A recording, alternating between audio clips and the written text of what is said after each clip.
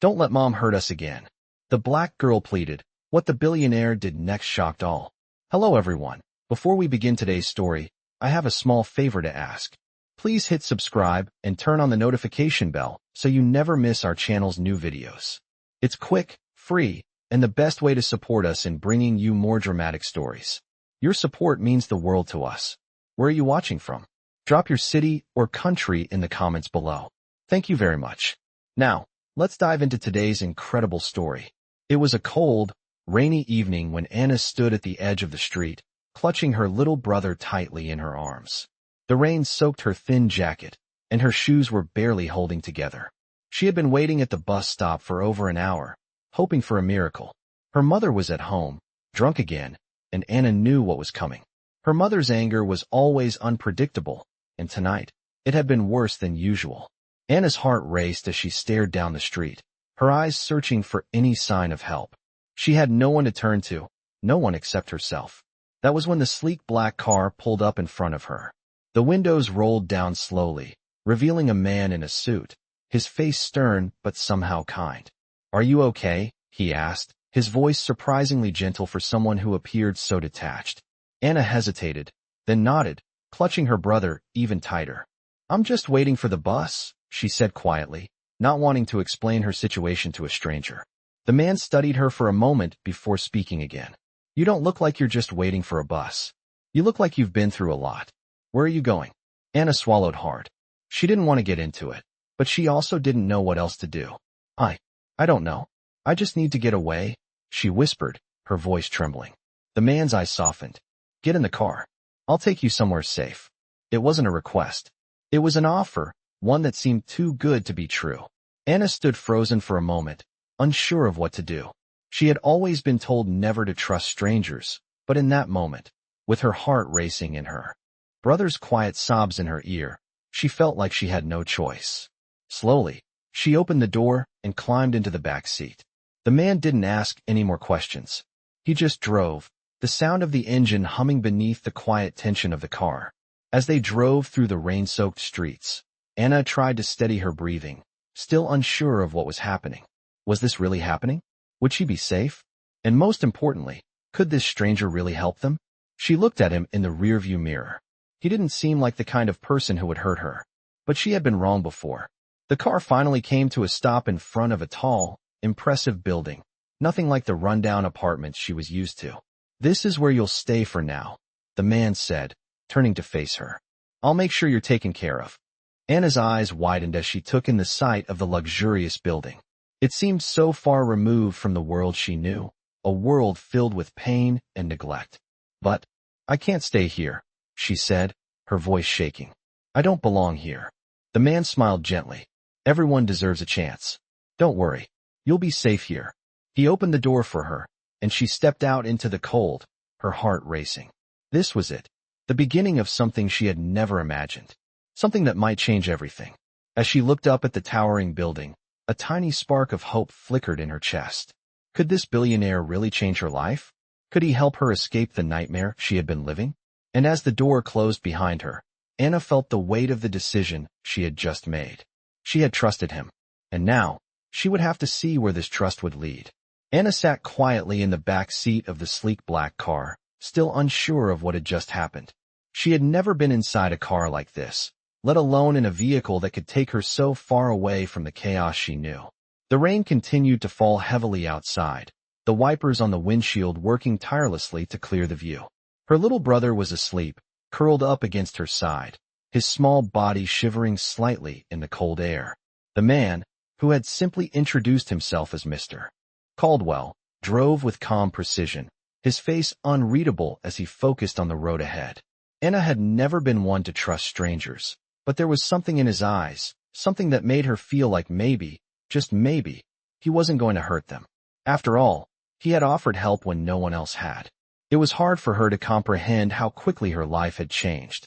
Just hours ago, she had been standing in the cold, praying for some kind of miracle to take her and her brother far away from their troubled home. Now, they were heading to a place that seemed so out of reach from the life they had known, a world that felt far more real than anything she had ever imagined. Mr. Caldwell pulled the car into a garage beneath a towering building that loomed over them like something from another world. It was like nothing she had ever seen before. The garage was pristine, and the soft hum of the electric door closing behind them was almost too quiet.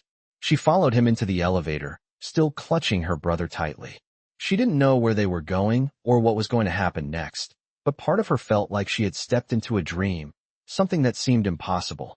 The elevator doors opened to reveal a hallway lined with large windows that looked out onto the city below. The lights inside were soft, giving the place a warmth that Anna wasn't used to. She hesitated at the threshold of the door he opened for them. It was a living room, a place with plush sofas, warm lighting, and what seemed like endless space.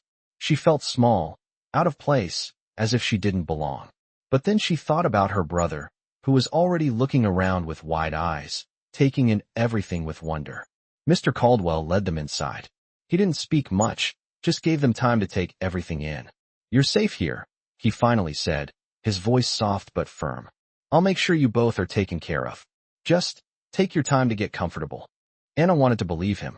She wanted to believe that this could be a new beginning, that she and her brother could escape the life that had been so full of pain and uncertainty. But she also couldn't shake the doubt in her mind. Could someone like him really want to help them? Could he really care about two kids he barely knew? "I'm not sure if we belong here," Anna whispered, looking at her brother as he explored the room. "I've never been in a place like this before." Mr. Caldwell looked at her, and for the first time, his expression softened. He crouched down to her level, his eyes meeting hers. "Everyone deserves a chance, Anna," he said quietly. "You belong here just as much as anyone else. You're safe now." Anna didn't know how to respond. She had always been the one to take care of her brother, always the one who had to think about the next step, the next place to go. She had never felt safe, never felt like she had a place to belong. But now, for the first time, she felt something she hadn't felt in a long time, a glimmer of hope. She looked at Mr. Caldwell, her heart still unsure, but her instincts telling her to trust him. "Thank you," she said softly. He nodded, standing up. "You're welcome. We'll figure this out together." For the first time in as long as she could remember, Anna allowed herself to feel the smallest spark of relief. She wasn't alone. She wasn't just waiting for something bad to happen. She had a chance. And for her brother's sake, she was going to make sure they both had a future, whatever that future looked like. The next few hours were a blur. Anna and her brother were shown to a bedroom, and they were given clean clothes, food, and warmth. They didn't speak much, but the silence between them was comfortable. For the first time in as long as she could remember, Anna didn't feel the weight of the world pressing down on her. She didn't feel like she was walking through a fog, waiting for the next disaster to strike. She felt safe. As she watched her brother fall asleep on the bed, Anna stood at the window, looking out at the city lights. She didn't know what tomorrow would bring, but for the first time in a long time, she felt like maybe, just maybe, there was a chance for something better. Anna woke up the next morning to the soft sound of her little brother's breathing beside her. The sunlight streamed in through the window, casting warm light across the room. For a moment, it felt surreal. She was no longer in the small, cramped apartment they used to call home, where the walls seemed to close in with each passing day. Now, she was in a space that felt unfamiliar yet comforting. She slowly sat up, glancing around the spacious room, taking in the plush bed, the soft carpet beneath her feet, and the large windows that looked out at the city skyline. It was all so different. She still couldn't quite believe it. She had never imagined anything like this for herself or her brother. Anna had always dreamed of a place like this, but those dreams had seemed as distant as the stars. The reality of it all was overwhelming. She rubbed her eyes, trying to adjust to the bright sunlight. As she looked down at her brother, who was still curled up peacefully, a sense of calm washed over her. For the first time in a long time, she didn't have to worry about what would happen next. For the first time, there was no fear gnawing at her stomach, no need to plan her next move. She wasn't alone anymore. After a few moments of quiet, Anna stood up and tiptoed out of the room, careful not to wake her brother. She walked into the hallway, the plush carpet muffling her footsteps. She could hear the faint sound of conversation coming from the kitchen, and as she moved closer, she saw Mr. Caldwell sitting at the kitchen table, sipping coffee. He looked up when he saw her. "Good morning," he said, his voice warm and welcoming. "How did you sleep?" Anna hesitated for a moment before answering. I slept well. It's just hard to get used to this. I've never been in a place like this before. Mr. Caldwell smiled softly. I understand. It can be a lot to take in. But you're safe here. You don't have to worry about anything. Anna nodded, her thoughts still racing. She had always been the one to take care of everything.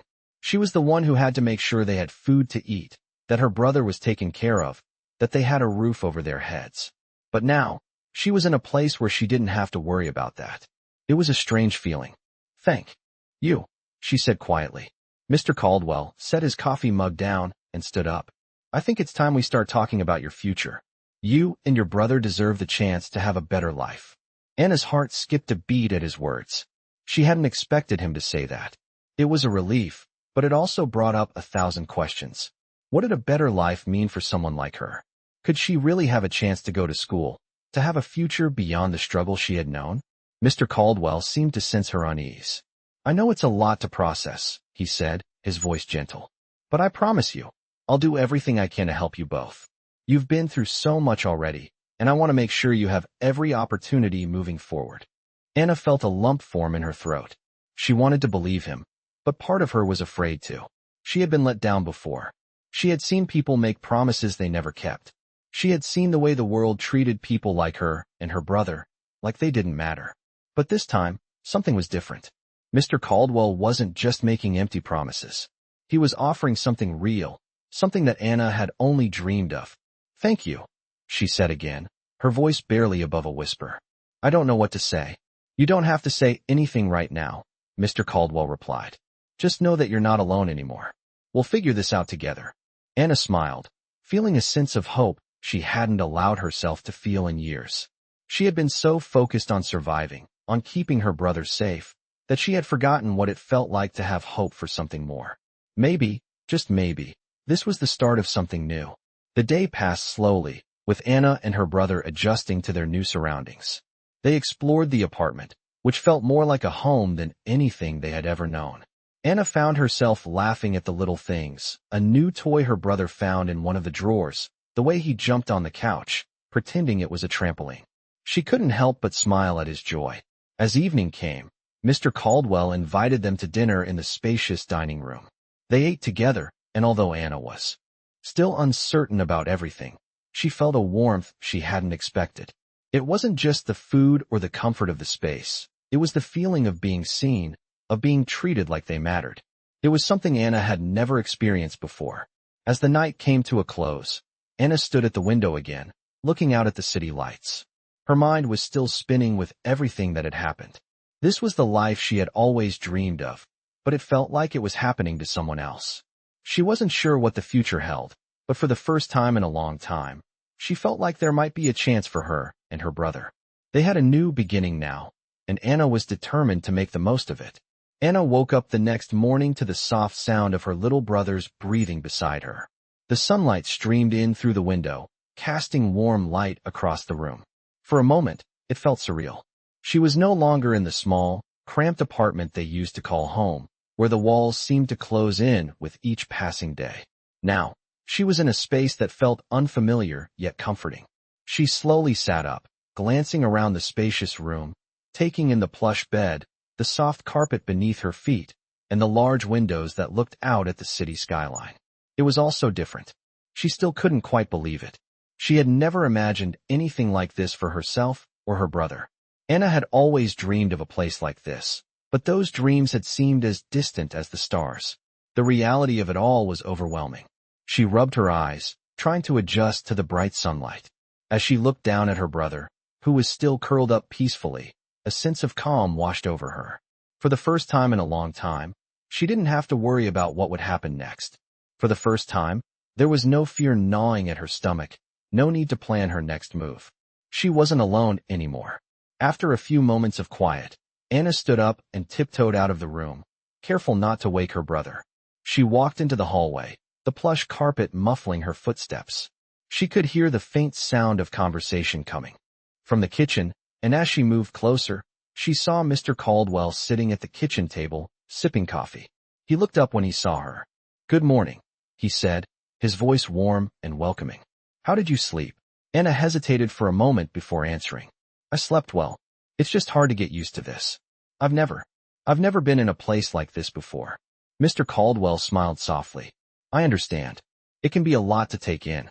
But you're safe here. You don't have to worry about anything. Anna nodded, her thoughts still racing. She had always been the one to take care of everything. She was the one who had to make sure they had food to eat, that her brother was taken care of, that they had a roof over their heads. But now, she was in a place where she didn't have to worry about that.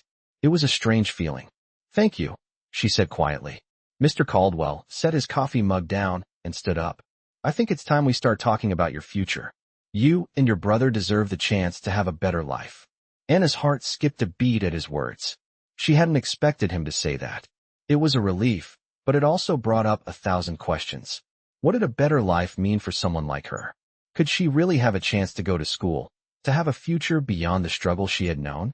Mr. Caldwell seemed to sense her unease. I know it's a lot to process, he said, his voice gentle.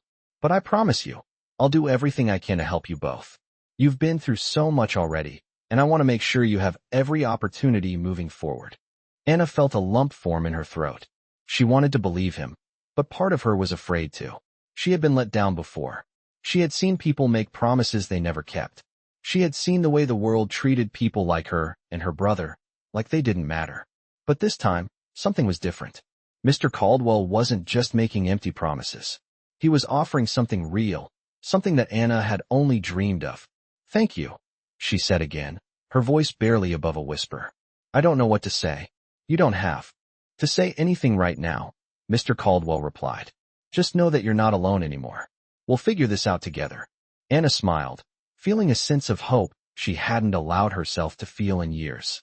She had been so focused on surviving, on keeping her brother safe, that she had forgotten what it felt like to have hope for something more.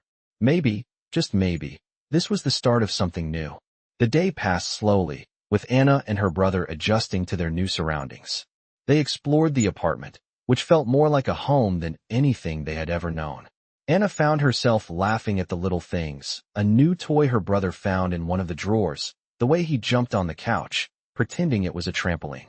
She couldn't help but smile at his joy. As evening came, Mr. Caldwell invited them to dinner in the spacious dining room. They ate together, and although Anna was still uncertain about everything, she felt a warmth she hadn't expected. It wasn't just the food or the comfort of the space. It was the feeling of being seen, of being treated like they mattered. It was something Anna had never experienced before. As the night came to a close, Anna stood at the window again, looking out at the city lights. Her mind was still spinning with everything that had happened. This was the life she had always dreamed of, but it felt like it was happening to someone else. She wasn't sure what the future held, but for the first time in a long time, she felt like there might be a chance for her and her brother.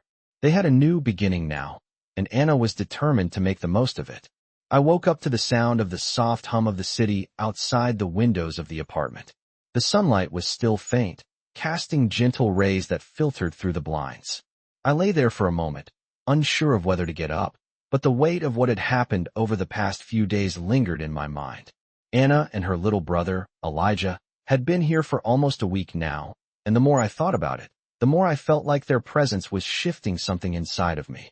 I had gone from seeing them as a momentary act of kindness, a fleeting chance to help, to realizing that I couldn't ignore their needs any longer. They needed more than just food and a roof over their heads. They needed something deeper. I had to give them that chance, but at the same time, I was overwhelmed by the responsibility.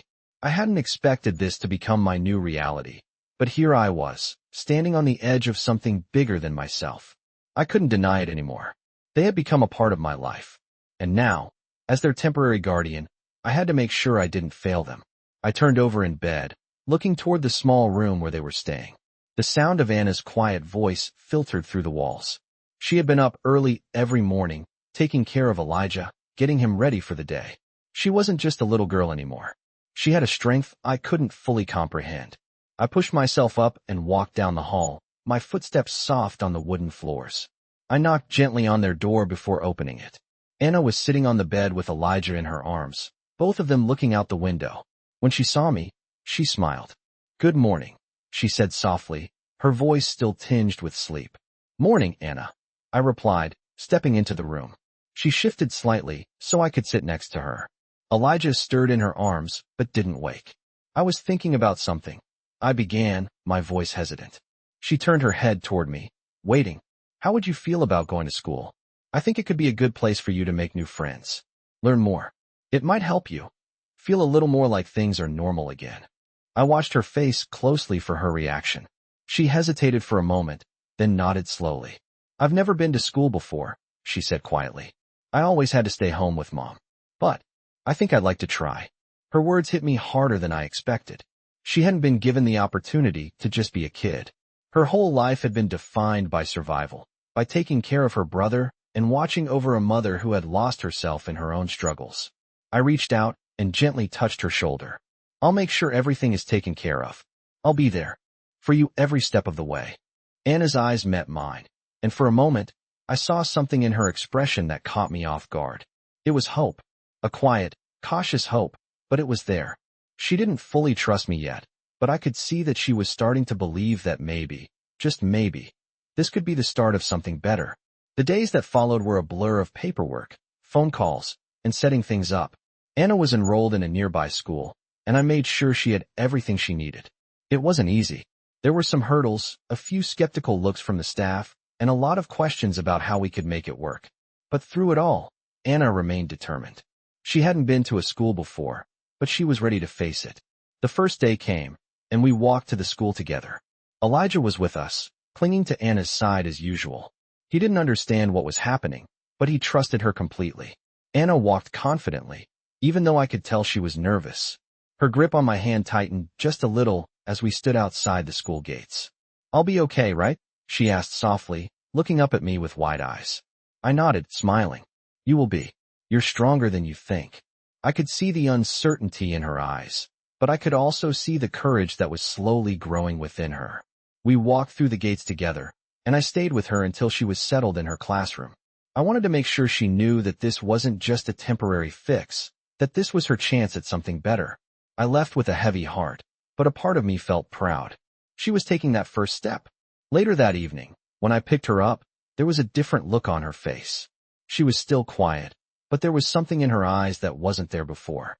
A spark, a light that hadn't been there on the first day. How was it? I asked, as we walked out of the school. It was okay, she said, her voice soft but firm. I think I can do this. I think I can really do it. Her words were small, but they meant the world to me. I had never seen her so open, so willing to trust in something good. And for the first time, I felt like we were on the right path. This was only the beginning, but it felt like everything was finally starting to fall into place. I had barely settled into my office when my phone rang, its sharp ring cutting through the quiet morning. I glanced at the screen. It was Anna's school. My heart sank for a moment. I picked up the phone quickly, expecting the worst. Hello. I answered, trying to keep my voice steady. Mr. Caldwell, this is Mrs. Lawson, Anna's teacher. I just wanted to call and let you know that Anna is doing well. In fact, she's been an absolute joy to have in class. I just thought you should know. I felt the tight knot in my chest loosen. It was a relief, hearing something positive after all the struggles.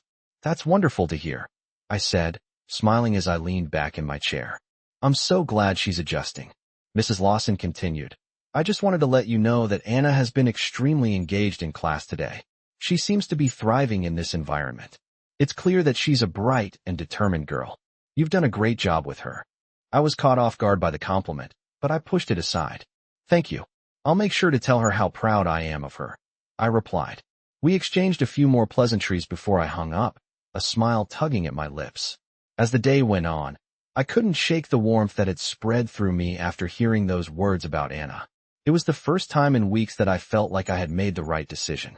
I had given her a chance, and it was working. The next few days passed by in a blur of paperwork, meetings, and little moments of success with Anna. Every time she came home from school, she seemed a little more confident. She was even talking more openly, not just about school, but about her life before all this, her life on the streets, the pain she'd endured, the way she had to grow up so quickly to take care of her brother. It was hard for me to imagine such a young child carrying the weight of the world on her shoulders, but she did, and she did it with grace. I found myself looking forward to our time together, whether it was sitting in the kitchen while she finished her homework or walking through the park with her after school. It was small moments like these that made me realize how much I cared for her and her brother. I wasn't just helping them, they were helping me too. One afternoon, I decided to surprise Anna with a trip to the museum. She had mentioned once that she had always wanted to go, but never had the chance. I thought it would be a good idea to show her that there were more possibilities out there for her. We arrived at the museum, and I could see the awe in her eyes as we walked through the exhibits. She was so attentive, asking questions and pointing out things she found interesting. I watched her with pride, amazed at how quickly she had adapted to this new life, how much potential she had. At one point, Anna stopped in front of a painting, her eyes wide with wonder. "It's so beautiful," she whispered, almost as if she were afraid to disturb the moment. I stood beside her, looking at the same painting. "What do you think it means?" I asked. Anna thought for a moment before responding. "I think it's about finding something good in the bad." I smiled, my heart swelling. "I think you're right." We spent the rest of the afternoon exploring the museum, and by the time we left, Anna was practically buzzing with excitement. As we walked back to the car, she looked up at me, her face glowing. "Thank you," she said quietly, "for bringing me here. For everything." I looked at her, my heart heavy with emotion. "You're welcome, Anna," I said, my voice soft. "You deserve this and so much more." The moment we got home, Anna ran to her room to put away the little souvenir she had picked out from the gift shop, a small keychain shaped like a heart. Elijah was sitting on the couch, playing with one of his toys, and Anna went over to him, holding up the keychain. "Look what I got for you, Elijah," she said, her voice filled with excitement. Elijah looked up, his eyes wide. "For me?" he asked, his face breaking into a smile. "Yes," Anna said, "it's for you." She handed him the keychain, and for the first time since I had met them, I saw the joy in her face as she watched her brother's reaction. It was a small thing, a simple gesture, but in that moment, it felt like a glimpse of the happiness Anna deserved. That night, as I sat in the living room, reflecting on everything that had happened, I felt a sense of peace I hadn't known in a long time. Anna and Elijah had come into my life unexpectedly, but now they were part of it. I wasn't sure what the future held, but I knew one thing: I would fight for them. I would protect them. And no matter what happened, I would be there to make sure they had a future they could believe in. I woke up to the sound of birds chirping outside the window, a sound that felt foreign in this new space. The apartment felt quieter than usual, as if it were holding its breath. I sat up, rubbing my eyes, and glanced at the clock. It was still early, but I couldn't shake the feeling that today was going to be different. I got dressed quickly, preparing for another day of normalcy. But there was nothing normal about what had happened in the past few weeks. I still couldn't believe how much Anna and Elijah had changed my life. They had come into my world so unexpectedly, but now it felt impossible to imagine a day without them. When I walked into the kitchen, I found Anna already sitting at the table, her book open in front of her. She had become more focused in school lately, her grades improving each day, and the smile she wore was brighter than it had ever been. Elijah was sitting beside her, quietly playing with a toy car. The sight of them made me smile. They had brought light into a space that had been so empty before. As I made breakfast, Anna looked up from her book. "Can we go to the park today?" she asked, her voice hopeful. I paused for a moment, considering the question. It wasn't that I didn't want to go. It was just that life had become so busy lately, and I had gotten used to the routine. But something in her eyes made me stop and think. She deserved more than just the normal routine. "Of course, we can go to the park," I said, my voice warm. Her face lit up, and for a moment, I could see the child she was meant to be, joyful, carefree. The day passed slowly, but in the best way. We spent hours at the park, running around with Elijah, watching as he laughed with excitement. Anna sat on the swings for a while, deep in thought, her eyes fixed on the horizon. I sat beside her, pushing Elijah on the swings, but my mind kept drifting to Anna. She had been through so much, and yet here she was, thriving in a way I hadn't expected. I had promised to protect her, but she was showing me a strength I hadn't known she had. When the sun started to set, we headed home, and I could feel the warmth between us, the bond that had formed in such a short amount of time. That evening, as we sat together for dinner, I looked at Anna and Elijah, feeling a sense of pride. They were starting to build something of their own in this new world, and I was there to help guide them through it. But as the days passed, I started to notice something was off. Anna became quieter, more withdrawn. At first, I thought it was just the stress of adjusting to this new life, but then I started seeing the signs. She was hiding something, and I wasn't sure what it was. One afternoon, as I was picking her up from school, I saw her standing by the gate, her backpack slung over her shoulder, her eyes downcast. She wasn't smiling like she usually did. When I approached her, I could see the hesitation in her eyes. "Are you okay?" I asked, my voice gentle. She nodded, but I could see the uncertainty in her expression. "I'm fine," she said, her voice a little too quiet. I didn't press her right away, but I knew something wasn't right. That evening, after dinner, I asked her again. This time, she didn't try to hide it. "I've been getting some looks at school," she said, her voice barely above a whisper. "Some of the kids, they don't think I belong there. They make fun of me." My heart broke for her. I hadn't realized how difficult it must be for her, adjusting to this new world, being around kids who had so much more than she ever had. I sat beside her and placed my hand on her shoulder. "Anna," I said softly, "you belong there just as much as anyone else. You deserve to be there. Don't let anyone make you feel otherwise." She looked up at me, her eyes wide, a flicker of hope returning to them. "But what if they don't want me there?" she asked, her voice shaky. "What if they don't like me?" I took a deep breath, searching for the right words. "You can't control what other people think, but you can control how you respond. You have the right to stand tall and be proud of who you are. And no matter what, I'll be here for you." She smiled faintly, the weight on her shoulders seeming to ease just a little. "Thanks," she whispered. "I'll try." The next day, I took her to school again, and this time, I could see a little more confidence in her step. She wasn't hiding anymore. She was walking proudly, even though I knew it wasn't easy. As I watched her disappear into the school building, I felt a wave of gratitude wash over me. She was starting to believe in herself. That night, as we sat together in the living room, Anna turned to me, her face serious. "I've been thinking," she said, "about what you said about belonging." I nodded, curious. "What do you mean?" "I think I do belong here," she said slowly. "I don't know why it's been so hard to see it, but I think I can do this. I think I can be part of this world." Her words were simple, but they hit me harder than anything else she had said. I had been worried about her fitting in, but she had found her own way to make it work. She had found her place. And for the first time, I truly believed she had the strength to make it. The next few weeks were a blur of progress and setbacks, but each day, Anna became more and more sure of herself. She was slowly making her way in this world, and I couldn't have been prouder. We had come so far in such a short time, and it was clear to me now that we were building something real, a family, built not on blood, but on choice, on love, and on the promise to never give up on each other. I woke up earlier than usual the next morning, the quiet stillness of the house a contrast to the growing excitement within me. It had been a few weeks since Anna had started school, and I could see the change in her every day, more confident, more willing to trust in the future. It wasn't easy, and there were still moments when she seemed lost in thought, as though carrying the weight of the past with her. But she was here now, in this moment, and I could see that she was ready to make her mark in the world. As I walked downstairs, I found Anna sitting at the kitchen table, her eyes focused on the small notebook in front of her. She was writing, her pencil moving quickly across the paper. I approached quietly, not wanting to disturb her, but when she heard me, she looked up and smiled. "Morning," she said softly, her voice still quiet, but filled with warmth.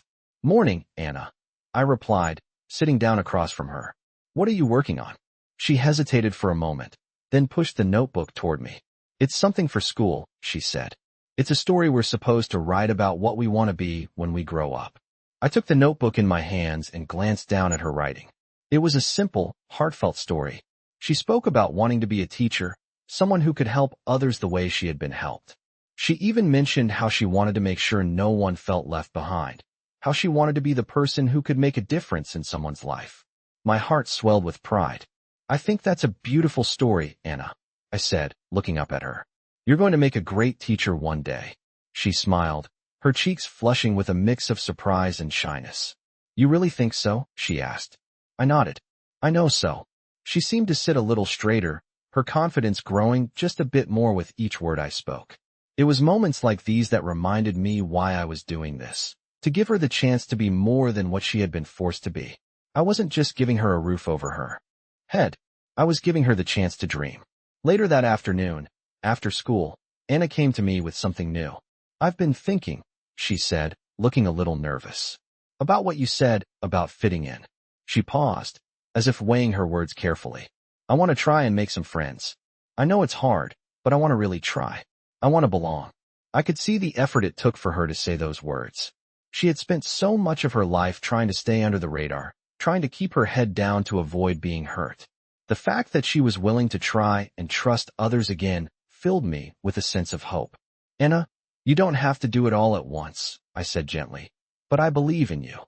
You've already come so far." She smiled, a little uncertain but grateful. "Thanks," she said, her voice small but steady. That night, after dinner, Anna sat with her homework spread out on the table, her focus sharp as she worked. Elijah, as usual, was playing in the corner, lost in his own world. The house was quiet, and for the first time in a long time, it felt like a home. I walked over to the window and looked outside, the streetlights casting a soft glow on the pavement. As I stood there, I thought about how far Anna had come, how far we had all come. The challenges weren't over, not by a long shot, but I could feel the change in the air. It was subtle, but it was there. A sense of stability, of hope, had taken root in this home. It was small, but it was enough. The next few weeks passed in a blur of school activities, community events, and quiet moments at home. Anna continued to excel in her classes, and though there were moments of doubt, she kept pushing forward. She was starting to make friends, little by little, and I could see the pride in her eyes every time she came home with a new story to share about her day. But even as things seemed to settle into a rhythm, there was always a sense of unease lurking beneath the surface. I could see it in Anna's eyes when she thought no one was looking, a flicker of doubt, a question she wasn't ready to ask. It was the same look she had worn in the beginning, when she wasn't sure if she could trust anyone, when she was afraid to believe in a future that wasn't defined by survival. One afternoon, after school, I noticed that she wasn't as cheerful as usual. She sat on the couch, her legs pulled up to her chest, staring out the window. I walked over and sat beside her, offering a quiet space. "What's going on, Anna?" I asked softly. She didn't answer right away, but after a long pause, she spoke. "I'm scared," she admitted, her voice barely above a whisper. "What if I don't fit in? What if they don't accept me?" I could hear the vulnerability in her voice, the fear of rejection that had been with her for so long. "You're not alone," I said, my voice steady. "You have me, and you always will. And if they don't accept you, that's their loss. You belong here. You belong with us." She looked up at me, her eyes filled with uncertainty, but there was something new in them, a flicker of hope. "You really think so?" she asked. I nodded, my heart heavy with the truth. "I know so." In that moment, I realized that this was more than just about school or fitting in. It was about Anna learning to trust in herself, to believe in her worth. It was a long road ahead, but she was walking it, one step at a time. And I would be there every step of the way, no matter what. I sat in the living room, my hands clasped tightly together as I stared out of the window, lost in thought. The world outside seemed so far away, so separate from the quiet house I was sitting in, but the unease I felt inside was still there. Anna had been doing so well, adjusting to her new life, but I knew deep down that there were still things she was holding back, things she wasn't ready to face yet.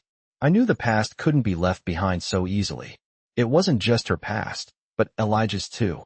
I thought about the long road ahead of them, the struggles they'd face that no child should ever have to face. I wanted to protect them, to shield them from the world that had hurt them so much. But I knew I couldn't. The doorbell rang, and I stood up, wiping my hands on my jeans before walking toward the door. I opened it to find Marcus standing there, his face serious. I hadn't seen him in days. He'd been busy with work, but I had the feeling that something was weighing heavily on his mind. "We need to talk," he said softly.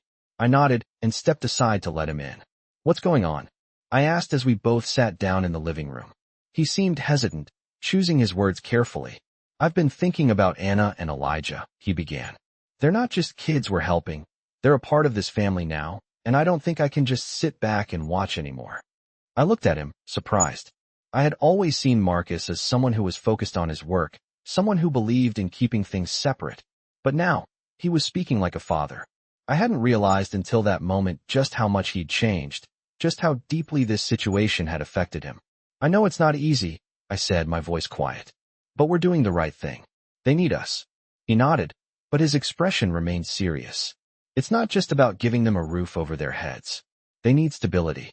They need to feel like they belong, and we need to show them that they do. But more than that, I need to make sure they're not left behind when things get tough. I've been thinking about their future. I could hear the determination in his voice. He wasn't just talking about helping them in the short term. He was talking about the long term, about making sure they had a place in the world, that they had opportunities that they hadn't been given before. What do you have in mind? I asked, already sensing where this was going. I'm willing to do whatever it takes to make sure they have everything they need, he said, looking me in the eye. They don't just need to be safe. They need to have the chance to grow, to be who they are meant to be. And I'm ready to invest in that. I'm not just talking about money. I'm talking about time. I want to help them build a future. I felt my heart swell with emotion. This wasn't just about helping them survive anymore. It was about giving them the chance to thrive. I hadn't realized how much Marcus had come to care for them until this moment. I think that's the best thing we can do for them, I said, my voice thick with emotion. We'll do it together. We'll make sure they have every opportunity. As the evening wore on, we talked more about the future, about getting Anna into the best schools, about providing Elijah with the support he needed to thrive despite his disabilities, and about giving them the kind of childhood they had both been denied. It wasn't going to be easy. There would be obstacles, challenges they hadn't even imagined. But for the first time, I felt like we were on the right path. We weren't just helping them. We were giving them the chance to become something greater than what they had been through. Later that night, as I sat in bed, I couldn't stop thinking about everything Marcus and I had discussed. It was one thing to offer them shelter, to give them the basics. But this was something deeper. It was about giving them a life they deserved, a life where they didn't just survive, but flourished. And as I drifted off to sleep, I realized that no matter what came next, I would be there for Anna and Elijah. We all would be. The next morning, Anna woke up with a smile on her face, her usual morning energy back in full swing. I'm ready for today, she said, her voice bright as she got dressed. I smiled back at her, glad to see the spark in her eyes again. I'm glad to hear it, I said as I made breakfast. Elijah, as usual, was right by her side, watching her closely. I could see how much they relied on each other. They were a team, and no matter what happened, they would stick together. You're going to do great today, I told Anna as she finished her breakfast. She nodded, her eyes determined. I know. When it was time to leave for school, Anna gave me a quick hug before running out the door. Elijah waved goodbye from the front step, his small figure looking up at me with trusting eyes. It was a simple moment, but it meant everything. As I watched them walk down the street, I felt a wave of emotion rise in me. This was what it meant to be a family. We weren't bound by blood. We were bound by love, by the commitment to protect each other, and to make sure that we all had a future worth fighting for. I woke up to the sound of the rain tapping softly against the windows. It was one of those mornings when everything felt still and quiet, as though the world outside was waiting for something to happen. I sat up in bed, rubbing my eyes, trying to shake off the grogginess. Anna had been adjusting well, but I could see the worry creeping back into her eyes. It had been a few weeks since she started school, and while she had made some progress, I could tell that there was still something bothering her. I had noticed the way she clung to her backpack in the mornings, the way she hesitated when stepping through the school gates. She was trying, but there was a part of her that still didn't feel like she belonged.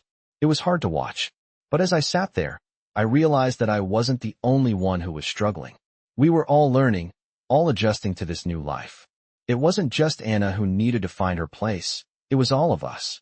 Later that morning, after breakfast, I walked Anna to school as I always did. We walked together, side by side, Elijah holding tightly to her hand. The air was cool, the rain light, but there was an energy in Anna's step that I hadn't seen in a while. She was determined today. I'll be okay, Dad, she said, her voice soft but steady. I know you will, I replied, smiling at her. You've got this. I watched her walk into the school, her back straight, her head held high. And for the first time, I felt a sense of pride that I hadn't felt before. She was growing. She was becoming someone new. I returned home, but the feeling of unease stayed with me. I hadn't told her this, but I had my own worries. The last few weeks had been a whirlwind, and though things had been better, I couldn't shake the nagging fear that something was just around the corner. I was trying to keep things together, trying to make sure they felt safe and stable.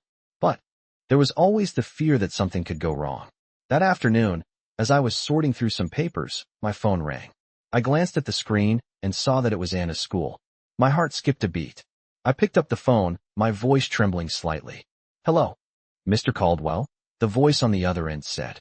"This is Mrs. Lawson, Anna's teacher. I just wanted to let you know that Anna has been doing very well in class, but there's something I think you should be aware of." My stomach tightened. "What happened?" I asked, trying to keep my voice steady. "There's been some bullying," Mrs. Lawson said. "Nothing physical, but some of the other students have been making comments about Anna's background. She's been trying to ignore it, but I can see it's affecting her." My heart sank. It was the last thing I wanted to hear. Anna had worked so hard to get to this point, and now, it seemed like the world was still trying to push her down. "I'll take care of it," I said, my voice firm. "Thank you for letting me know." I hung up the phone and sat there for a moment, processing the information. Anna had been doing so well, and now this. It felt like one step forward, two steps back. I knew I had to talk to her, to reassure her that she wasn't alone, but a part of me dreaded having that conversation. I didn't want her to feel like she was always fighting. That night, when Anna came home from school, I could tell something was off. She was quiet, withdrawn, not her usual energetic self. As we sat down for dinner, I couldn't hold back any longer. "Anna," I said gently, "is everything okay at school?"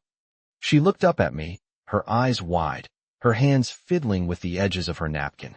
"It's nothing," she said quickly, but I could see the unease in her eyes.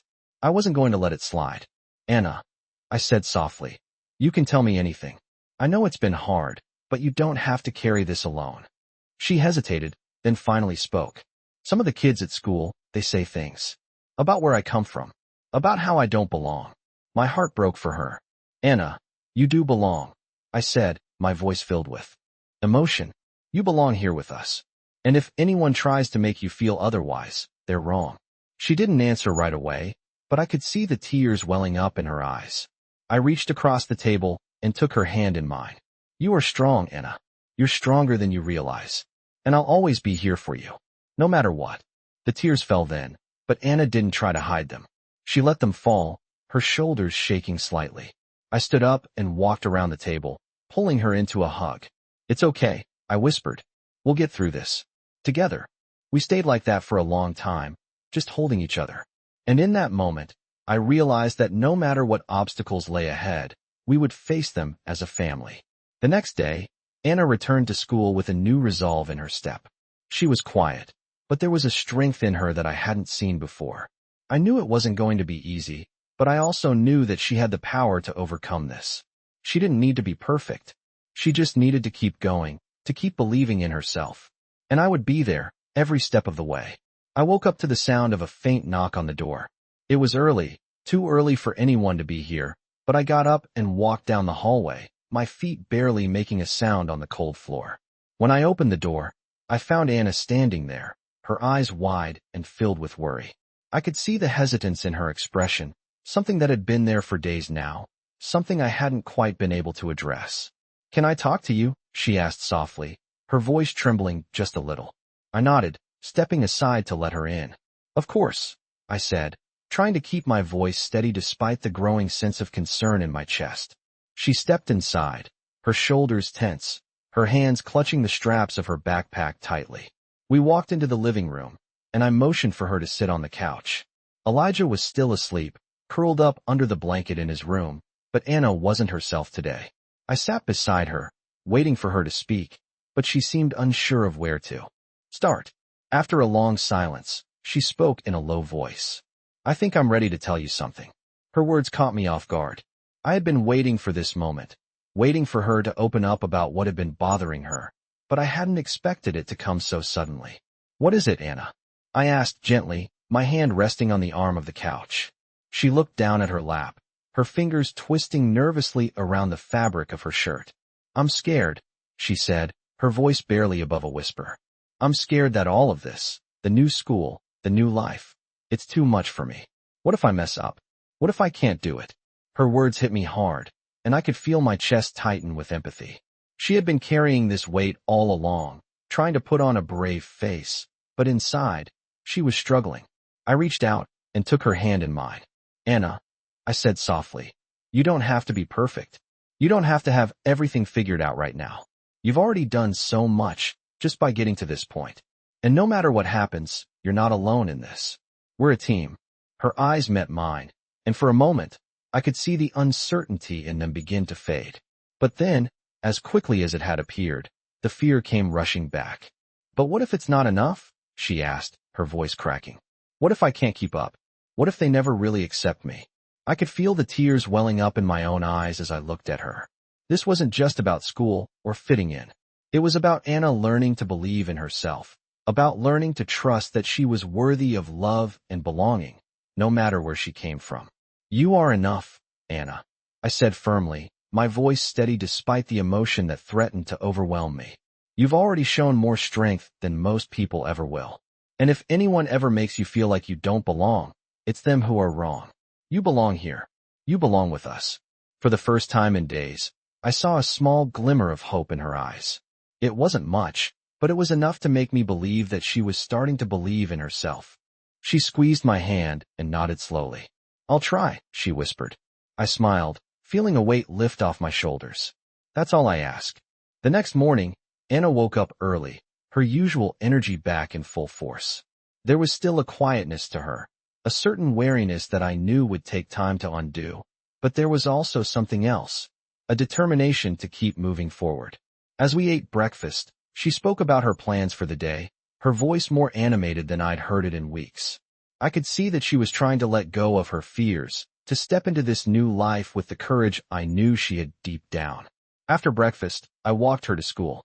It was the same routine as always, but today felt different. Today, Anna wasn't just walking into that school as a girl trying to fit in. Today, she was walking in with the knowledge that she was enough just as she was. As we reached the school gates, Anna stopped for a moment, turning to me with a small smile. "Thanks for believing in me," she said, her voice soft but sincere. "You're welcome," I replied, my heart swelling with pride. "I always will." She gave me a quick hug before turning to walk into the school, her back straight and her step more confident than I had ever seen it. I stood there for a moment, watching her go, knowing that today was the start of something new. As I turned to walk back home, I felt a sense of peace settle over me. Anna was going to be okay. She was going to face whatever came her way, and she was going to do it with strength and dignity. And as her father, I would always be there, cheering her on every step of the way. The days that followed were filled with small victories and quiet moments of progress. Anna continued to thrive at school, her confidence growing with each passing day. She began to make new friends, and while there were still moments of doubt, she never let them stop her. Every time she faced a challenge, she rose to meet it, and every time she stumbled, she picked herself up and tried again.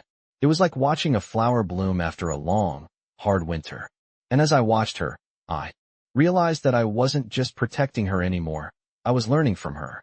Anna was teaching me that no matter how hard life gets, no matter how many times we fall, we have the power to rise again. And that, more than anything, was what gave me hope for the future. I woke up to the sound of a faint knock on the door. It was early, too early for anyone to be here, but I got up and walked down the hallway, my feet barely making a sound on the cold floor. When I opened the door, I found Anna standing there, her eyes wide and filled with worry. I could see the hesitance in her expression, something that had been there for days now, something I hadn't quite been able to address. "Can I talk to you?" she asked softly, her voice trembling just a little. I nodded, stepping aside to let her in. "Of course," I said, trying to keep my voice steady despite the growing sense of concern in my chest. She stepped inside, her shoulders tense, her hands clutching the straps of her backpack tightly. We walked into the living room, and I motioned for her to sit on the couch. Elijah was still asleep, curled up under the blanket in his room, but Anna wasn't herself today. I sat beside her, waiting for her to speak, but she seemed unsure of where to start. After a long silence, she spoke in a low voice. "I think I'm ready to tell you something." Her words caught me off guard. I had been waiting for this moment, waiting for her to open up about what had been bothering her, but I hadn't expected it to come so suddenly. "What is it, Anna?" I asked gently, my hand resting on the arm of the couch. She looked down at her lap, her fingers twisting nervously around the fabric of her shirt. I'm scared, she said, her voice barely above a whisper. I'm scared that all of this, the new school, the new life, it's too much for me. What if I mess up? What if I can't do it? Her words hit me hard, and I could feel my chest tighten with empathy. She had been carrying this weight all along, trying to put on a brave face, but inside, she was struggling. I reached out and took her hand. In mine. Anna, I said softly, you don't have to be perfect. You don't have to have everything figured out right now. You've already done so much just by getting to this point. And no matter what happens, you're not alone in this. We're a team. Her eyes met mine, and for a moment, I could see the uncertainty in them begin to fade. But then, as quickly as it had appeared, the fear came rushing back. But what if it's not enough? She asked, her voice cracking. What if I can't keep up? What if they never really accept me? I could feel the tears welling up in my own eyes as I looked at her. This wasn't just about school or fitting in. It was about Anna learning to believe in herself, about learning to trust that she was worthy of love and belonging, no matter where she came from. You are enough, Anna, I said firmly, my voice steady despite the emotion that threatened to overwhelm me. You've already shown more strength than most people ever will. And if anyone ever makes you feel like you don't belong, it's them who are wrong. You belong here. You belong with us. For the first time in days, I saw a small glimmer of hope in her eyes. It wasn't much, but it was enough to make me believe that she was starting to believe in herself. She squeezed my hand and nodded slowly. I'll try, she whispered. I smiled, feeling a weight lift off my shoulders. That's all I ask. The next morning, Anna woke up early, her usual energy back in full force. There was still a quietness to her, a certain wariness that I knew would take time to undo. But there was also something else, a determination to keep moving forward. As we ate breakfast, she spoke about her plans for the day, her voice more animated than I'd heard it in weeks. I could see that she was trying to let go of her fears, to step into this new life with the courage I knew she had deep down. After breakfast, I walked her to school. It was the same routine as always, but today felt different. Today, Anna wasn't just walking into that school as a girl trying to fit in. Today, she was walking in with the knowledge that she was enough. Just as she was. As we reached the school gates, Anna stopped for a moment, turning to me with a small smile. Thanks for believing in me, she said, her voice soft but sincere. You're welcome, I replied, my heart swelling with pride. I always will. She gave me a quick hug before turning to walk into the school, her back straight and her step more confident than I had ever seen it. I stood there for a moment, watching her go, knowing that today was the start of something new. As I turned to walk back home, I felt a sense of peace settle over me. Anna was going to be okay. She was going to face whatever came her way, and she was going to do it with strength and dignity. And as her father, I would always be there, cheering her on every step of the way. The days that followed were filled with small victories and quiet moments of progress. Anna continued to thrive at school, her confidence growing with each passing day. She began to make new friends, and while there were still moments of doubt, she never let them stop her. Every time she faced a challenge, she rose to meet it, and every time she stumbled, she picked herself up and tried again. It was like watching a flower bloom after a long, hard winter. And as I watched her, I realized that I wasn't just protecting her anymore, I was learning from her. Anna was teaching me that no matter how hard life gets, no matter how many times we fall, we have the power to rise again. And that, more than anything, was what gave me hope for the future. I woke up to the sound of rain tapping lightly against the windows. The room was quiet, save for the soft hum of the city outside. I glanced at the clock, a little surprised that the day had come so quickly. It had been a week since we made the decision to move. A new beginning, or so I told myself every morning. We'd been living in the new house for a few days now, and I still wasn't sure how I felt about it. The house was nice, too nice, really. Spacious, clean, and full of everything a person could need. But it didn't feel like home, not yet. It was just a place where we were living, somewhere to lay our heads. I stood up, pulling on my robe and walking out to the kitchen. Anna was already there, sitting at the table, her eyes focused on a notebook in front of her. Her handwriting was neat, careful, as always. She hadn't spoken much about the move. She seemed to be taking it all in stride, but I could see the uncertainty in her eyes. The change had been big, and I could tell she was still adjusting. She looked up when I walked in, giving me a small smile. "Morning," she said, her voice still quiet, but more at ease than it had been the last few days. "Morning, Anna," I replied, grabbing a cup of coffee. We didn't talk much as I made breakfast, but I could feel the weight of what we were doing. The house was far from perfect, but it was a step forward. I just hoped that in time, it would feel like something more. As we ate, Anna finally broke the silence. "Do you think this will be permanent?" she asked, her voice barely above a whisper. I looked up at her, surprised. It wasn't like her to voice her doubts so openly. "I don't know," I said honestly. "But we're here now, and we'll make it work. We'll figure it out together." She nodded, but I could see the question lingering in her eyes. It wasn't just about the house or the move. It was about the uncertainty of everything. "I'm just scared," she admitted, her voice trembling slightly. "What if it's too much? What if I don't belong here?" My heart ached for her. I knew she was scared. She had been through so much already, and now this new life that was so different from anything she'd ever known. I put my coffee down and walked over to her, kneeling beside her chair. "You belong here, Anna," I said softly, taking her hand in mine. "You belong with us. And you don't have to be perfect. We're all figuring this out together." She looked up at me, her eyes searching mine. "But what if I mess up?" she asked quietly. "You won't," I said firmly. "And even if you do, it's okay. We'll handle it. Together." Anna's lips curled into a small, uncertain smile. "Thanks," she whispered. The rest of the day was a blur of unpacking and settling in.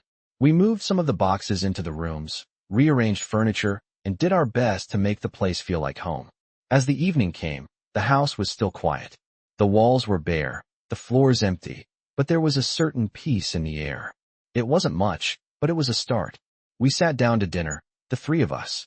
Elijah, who had been quieter than usual, finally started to smile when I gave him a spoonful of mashed potatoes. He loved the mashed potatoes. Anna looked at him, her expression softening. "He's so cute," she said, her voice filled with warmth. "I think he's going to like it here." I smiled, nodding. "I think so too." After dinner, I went to check on some paperwork in the living room. Anna followed me out, sitting down on the couch, her feet tucked under her. She looked over at me, her expression serious. "I've been thinking," she began. "About the move, about everything." I paused, looking at her. "What about it?" I asked. "I don't know if I can handle everything," she said quietly. "The new school, the people, everything." I could see the weight of the world on her shoulders. I knew she didn't want to admit it, but I could tell how much she was struggling. "It's okay to feel like that," I said softly. "You don't have to do it all at once. You're allowed to be scared, but that doesn't mean you can't do it. You're stronger than you know, Anna. And I'll be here every step of the way." She looked at me for a long moment, her expression unreadable. Then she nodded slowly. "I think I can do it," she said quietly. "I'll try." That night, after Elijah had fallen asleep, I sat in the living room, staring at the walls. The house was still new, still empty in so many ways. But I had made a promise to myself, and to Anna, that we would make this work. No matter what came next, we would face it together. And maybe, just maybe, we were building something that could last. I glanced over at the window, the rain still falling softly outside, and I felt a strange sense of hope. It wasn't perfect, but it was enough. And for the first time, in a long time, I believed that everything might just be okay. I woke up to the sound of birds chirping outside the window, the soft rays of morning sunlight peeking through the curtains. The house, though still new and unfamiliar, felt a little warmer today. Anna had started to settle in, her usual quiet self now filled with a sense of calm, despite the challenges we had faced. But I could still see the worry in her eyes sometimes, the uncertainty that lingered from the past. It was hard for her to let go of the fear that things might fall apart again. I got up and walked to the kitchen, where Anna was already sitting at the table, sipping her orange juice. Elijah was still in his room, probably still fast asleep. As I sat down across from her, she looked up at me, a hesitant smile on her face. "Good morning," she said softly. "Morning," I replied, pouring myself a cup of coffee. "How's everything going?" She shrugged slightly. "It's okay. I guess I'm just getting used to everything." I could tell she was still unsure, still trying to find her place in this new world. The house, the new school, the people, It was all so different from what she had known before. But there was something else behind her words, a flicker of hope that hadn't been there before. "It'll take time," I said gently. "But you're doing great. Just keep taking it one step at a time." She nodded, though her eyes still seemed distant. I could see the doubt that crept in when she thought no one was looking. It was hard for her to believe that things could be different, that she could really belong here. That was something I understood all too well. I wanted to say something more, something that would make her feel completely safe and secure, but I knew it wasn't that simple. The truth was, we were all still figuring it out. Later that day, after school, Anna came home with a different energy about her. She was smiling, her shoulders a little lighter than usual. "How was your day?" I asked, watching her closely. "Good," she said, her voice steady. "I met a new friend today." I felt a wave of relief wash over me. She was opening up, starting to connect with people. It wasn't easy for her, but she was trying. "That's great," I said, smiling at her. "Who's your new friend?" "Her name's Lily," Anna explained. "She's in my math class. She's nice. She helped me with some of the problems today." "That's wonderful," I said, feeling a small knot of worry loosen in my chest. I had been worried about her feeling isolated, about her struggling to fit in. But hearing that she had made a friend made me believe that maybe things were starting to look up. The days that followed were a blur of small victories. Anna continued to excel at school, and with each passing day, she seemed to grow more confident. Elijah was settling in too, his laughter echoing through the house more often as he played with the toys we had bought him. It felt like we were finally becoming a family, slowly but surely. But even with all the progress, I could still see the shadows of the past lingering. One evening, as I sat in the living room, working on some paperwork, I heard Anna's voice from the hallway. She was speaking softly, almost as if she were talking to herself. I walked over to the door and listened, just in time to hear her say, "I don't know if I'll ever be good enough." My heart sank. I knew exactly what she meant. It wasn't just about school or fitting in. It was about feeling worthy of the life we were trying to build. Anna didn't think she deserved it, didn't think she deserved a place in this world, in this family. I knocked gently on her door, and she immediately fell silent. "Anna," I called softly, "can we talk?" The door creaked open, and she stood there, her arms wrapped tightly around herself. Her eyes were downcast, her face filled with a mix of sadness and uncertainty. "What's wrong?" I asked, stepping into her room. She shook her head, but I could see the tears threatening to spill from her eyes. "I'm scared," she said, her voice barely audible. "What if it all falls apart? What if I'm not enough?" I walked over to her and sat down beside her on the bed, pulling her into a gentle hug. "You are enough," I said, my voice firm but tender. "You've been enough from the very beginning. And no matter what happens, I'm here. We're here. You don't have to do this alone." She clung to me for a moment, her body trembling with the weight of everything she had been carrying. I could feel the tension in her shoulders, the fear that had built up over the years. But as I held her, I felt her begin to relax, just a little. "It's okay," I whispered. "We're going to be okay." After a long pause, Anna pulled away slightly, wiping her eyes with the back of her hand. "I want to believe you," she said quietly. "But it's hard. I don't know how to trust that this is real." I smiled softly, brushing a lock of hair from her face. "You don't have to trust it all at once," I said. "You just have to take one step at a time, and I'll be right beside you every step of the way." She nodded, her expression still uncertain but a little lighter. "Okay," she whispered. "I'll try." That night, after Elijah had gone to bed, I sat in the living room, reflecting on everything. We were still on a journey, a long road ahead, but it felt like we were starting to find our way. Anna was beginning to heal, to believe in herself, and I couldn't help but feel a sense of pride in how far she had come. As I sat there, I knew that the path ahead wouldn't always be easy. There would be setbacks, moments of doubt, but we would face them together. And no matter how many times Anna stumbled, I would be there to pick her up. Together, we would create a future where she believed in herself, where she knew she was worthy of all the good things this world had to offer. And for the first time in a long time, I believed that we could make it. We were building something strong, something that could weather any storm.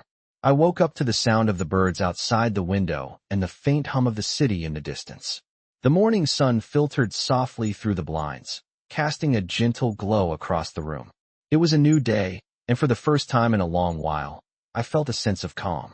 Anna had been through so much already, and yet, she was still here, still fighting. I couldn't help but feel a sense of pride in how far she had come. The past few weeks had been full of challenges, but they had also been filled with small victories. She had found new friends, started to believe in herself again, and most importantly, she had learned that she was not alone. But there was still more to do, more for both of us to figure out. As I got up and started my morning routine, I thought about the path ahead. The house was quiet, Elijah still asleep, and Anna had already gone to school. It was a peaceful morning, but I knew that things were never as simple as they seemed. I had made a promise to Anna, to give her a future, to give her a chance. But sometimes, I wondered if I was really enough to provide that. Later that day, after work, I went to pick Anna up from school. When I saw her standing outside, she wasn't smiling as she usually did. Her shoulders were hunched, and she looked smaller than usual, as if something had drained the life out of her. I immediately felt my heart drop. "Hey," I called out gently, walking over to her. "Are you okay?" She looked up at me, her face tired. "I'm fine," she said, but her voice didn't match the words. I could tell something was wrong. "What happened?" I asked, kneeling down to her level. She hesitated for a moment before speaking, her voice barely a whisper. "I don't know if I can do this anymore," she said, her eyes welling up with tears. "I don't know if I belong here. I don't know if I'm good enough." The words hit me harder than I expected. I had known she was struggling, but hearing it out loud, seeing the pain in her eyes, it broke something inside me. I stood up and took her hand, leading her to the car. "You are good enough," I said firmly, my voice steady despite the emotion that was welling up in my chest. "You are more than enough. And I'm here. We're going to get through this together."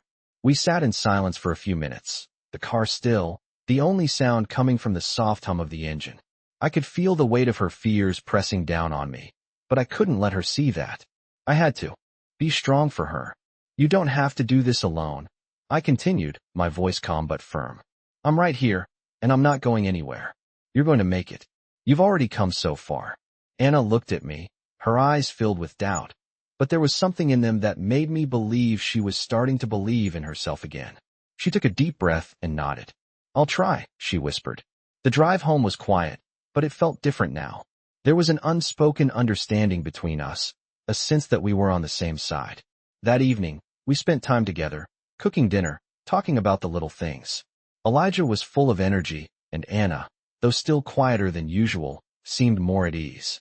We didn't talk much about the day's events, but there was a shift in the air, a sense that things were starting to come together. Later that night, as we sat in the living room, I couldn't help but reflect on the day.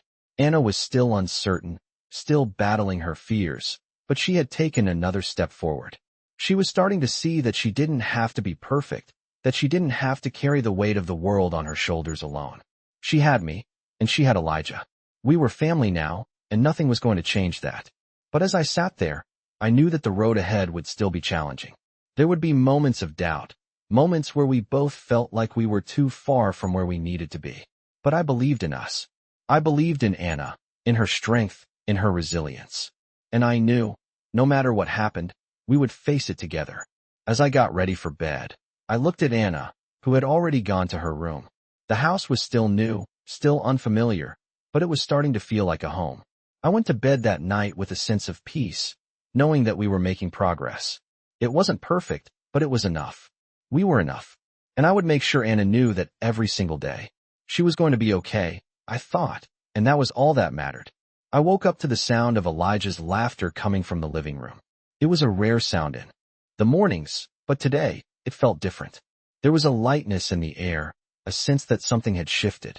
I got out of bed and made my way to the kitchen, where Anna was already pouring herself a glass of juice. She looked up at me and smiled, a genuine smile that reached her eyes. It was a small thing, but it meant the world to me. The past few weeks had been a roller coaster, filled with moments of doubt and fear, but also moments of triumph and growth.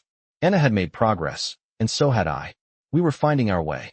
"Morning," I said, leaning against the counter. "How's it going today?" She shrugged, but her smile didn't fade. "It's going good. I've been thinking about something." I raised an eyebrow, intrigued. "What's that?" She set her glass down and looked at me seriously. "I think I want to try out for the school play. It's next week and, I don't know, I just feel like it could be fun. My heart swelled with pride, but I didn't want to make too big of a deal out of it. That's amazing, Anna, I said softly. I think you'd be great. You've got so much talent, and this could be a great opportunity for you to try something new. She seemed to hesitate, her fingers tapping nervously on the countertop. But what if I mess up? What if they laugh at me? I could see the fear creeping back into her eyes. I walked over and placed a hand on her shoulder. You don't have to be perfect, I said firmly. And even if you do mess up, it's okay. What matters is that you try, that you put yourself out there. She nodded slowly, the tension in her shoulders easing just a little. Okay, she whispered, a small smile playing at the corners of her lips. I'll give it a shot. As we finished breakfast, I couldn't shake the feeling that something bigger was at play here. Anna was growing, and not just in the obvious ways. She was beginning to believe in herself, to trust in the process of change. And I realized, maybe for the first time, that I was starting to believe in it too. The road hadn't been easy, and there were still challenges ahead, but we were making it work. That evening, after dinner, Anna went to her room to practice for the play audition. I could hear her voice drifting from the hallway, soft and unsure at first, but growing steadier with each line she spoke. It was beautiful. It was her. I smiled to myself, proud of her bravery, proud of the way she was pushing through her fears. It wasn't just about the play. It was about everything she was learning along the way. She was learning that she could take risks, that she could stand up for herself, and that she was worthy of the opportunities that came her way. A knock on the door pulled me out of my thoughts. I opened it to find Samuel standing there, his face serious. Hey, you got a minute? He asked. Of course, I replied, stepping aside to let him in. Samuel sat down on the couch, looking me over. I've been thinking a lot about Anna, he began. She's doing well, but I'm worried. I think there's still some stuff she's not dealing with. Stuff from the past that's holding her back. I nodded, understanding exactly what he meant. I know, I said softly. But she's getting there. Little by little. We're all getting there. Samuel sighed and leaned back, his eyes thoughtful. I know it's not easy, but I think she needs more than just our support.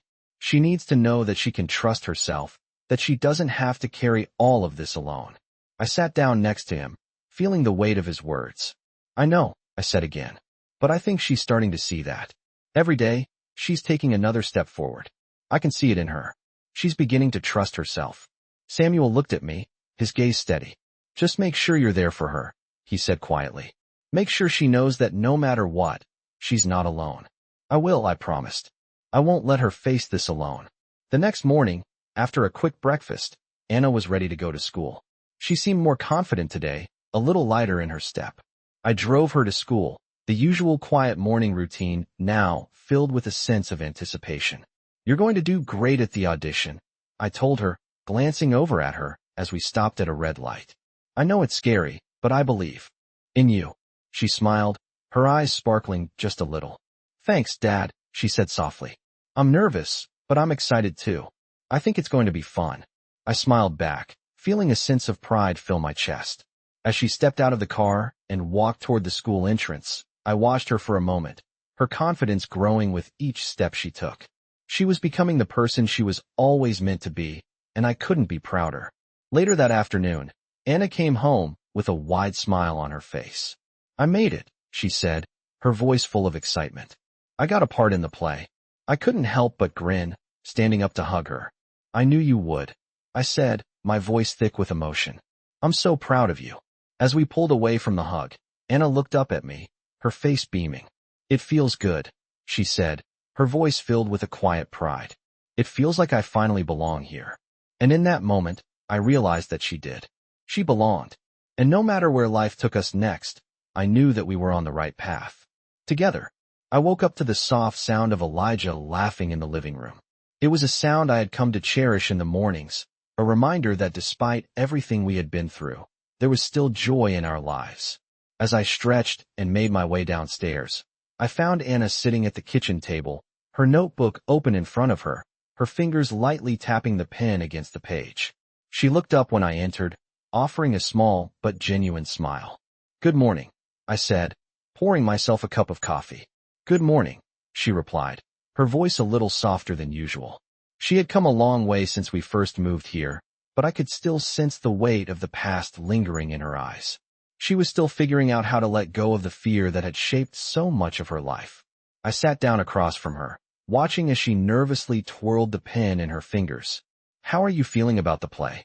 I asked, hoping to shift her focus from whatever was on her mind. Anna's eyes brightened at the mention of it. "I'm excited," she said, her voice more confident now, but also nervous. "I really want to do well." I smiled at her, feeling a surge of pride. "I know you will. You've come so far already. And no matter what happens, just remember that you're enough. You're already doing amazing."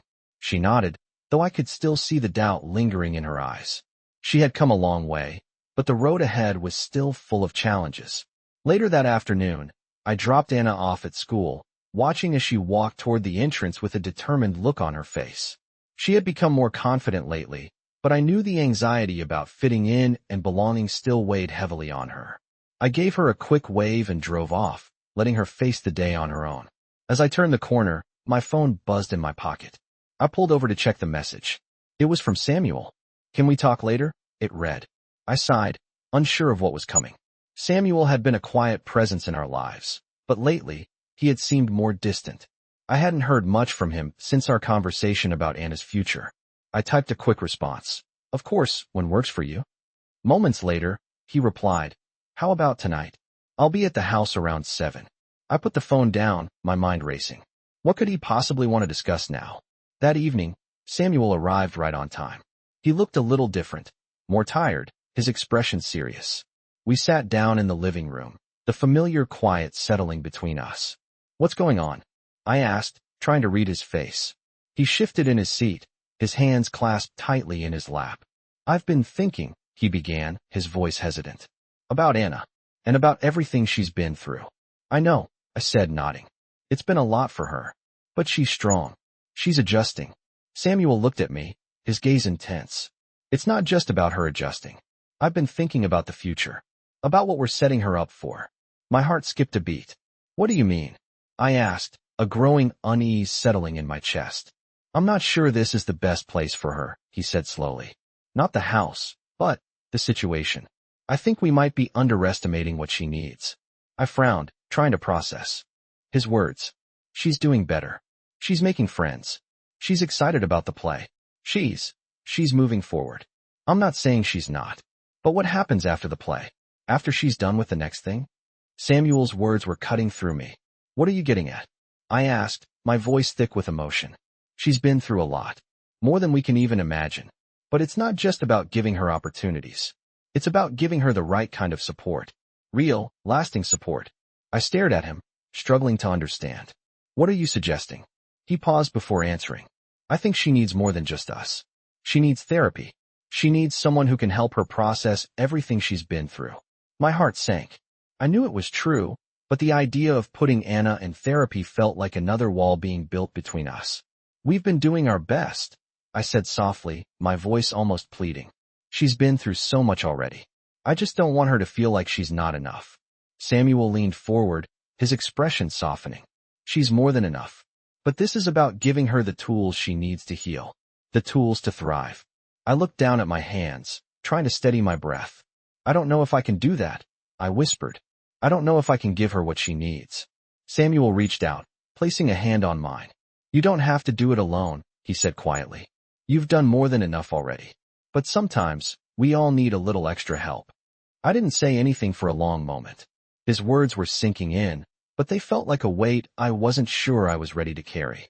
"I'll think about it," I said finally, my voice hoarse. Samuel nodded, standing up. "Take your time," he said. "But don't let her fall through the cracks. She deserves better."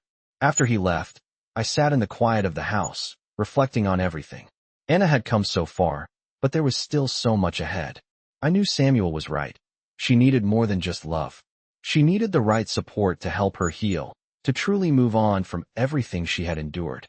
It was a hard pill to swallow, but it was the truth. And I knew that, no matter what, I was going to fight for her.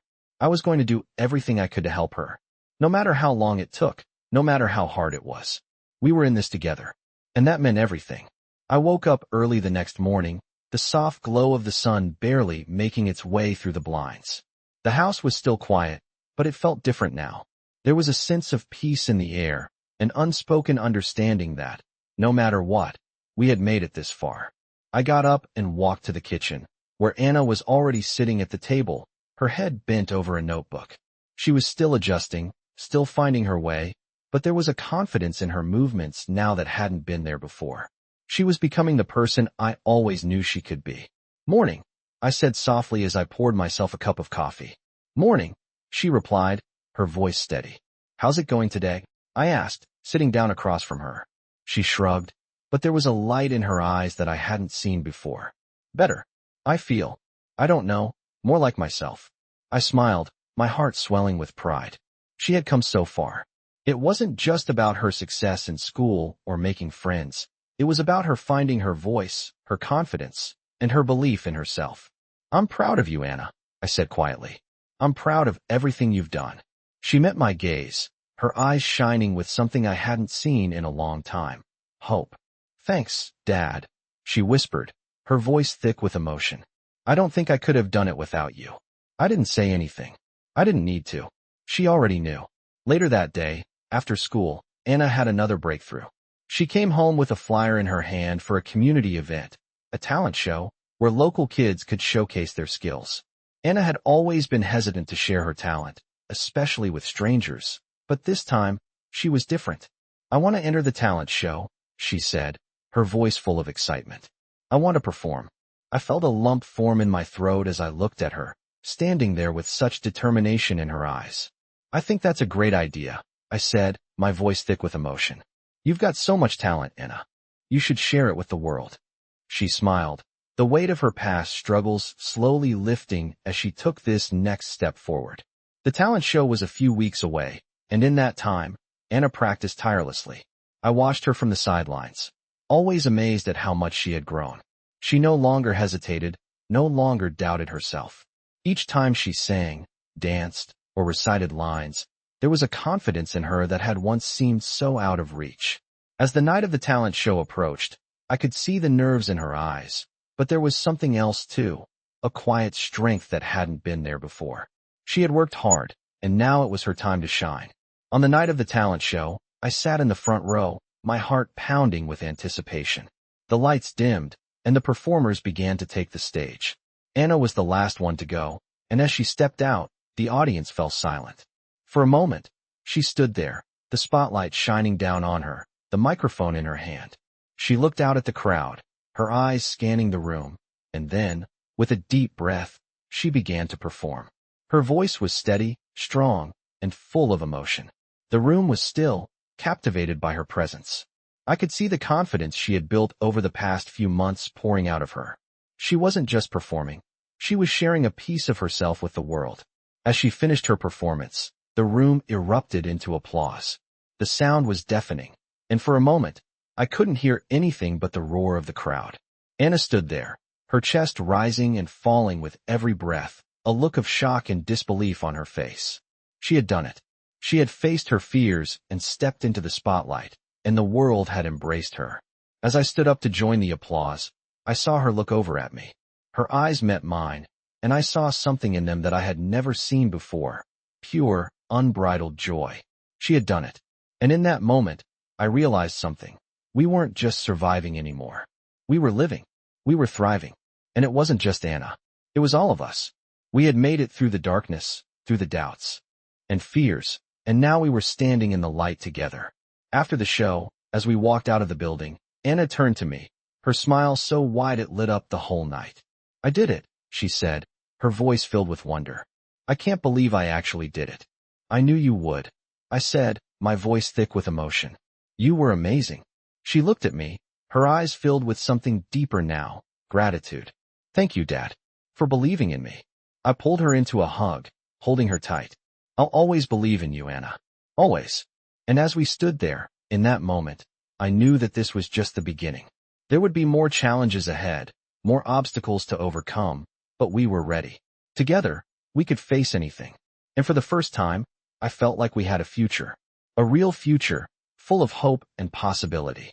The journey had been long, but the road ahead was ours to walk. And no matter what happened, I knew one thing for sure. Anna would always be enough. We all would.